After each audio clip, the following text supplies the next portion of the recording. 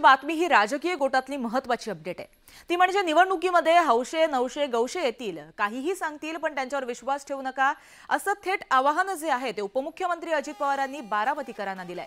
विधानसभा निवडणुकीच्या पार्श्वभूमीवर अजित पवारांनी बारामतीच्या अंगणामध्ये जोरदार शक्ती प्रदर्शन केलं।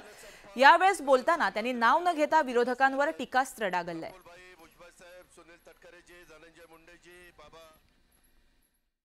महाराष्ट्रातल्या जनतेला एक विचार करावा लागणार आहे की पुढे येणाऱ्या विधानसभेमध्ये देखील महायुतीला आपल्याला निवडून द्यायचं आहे, तर आपली योजना पुढे कायमची चालणार आहे, तर आपल्याला कायमचे पैसे मिळणार आहेत। हौसे नवसे गौसे येतील, काही सांगण्याचा प्रयत्न करतील, त्यांच्यावर विश्वास ठेवू नका। हा अजितदादा शब्दाचा पक्का आहे, त्यामध्ये कुठं बदलणार नाही, ही पण गोष्ट आपण लक्षात ठेवा। मित्रांनो, भावनिक होऊ नका, इमोशनल होऊन प्रश्न सुटत नाही। प्रश्न सोडवण्याच्या करता रात्रंदिवस कष्ट करावे लागतात, काम करावं लागतं, विकासाचं ध्येय डोळ्यासमोर ठेवून पुढे जायचं असतं।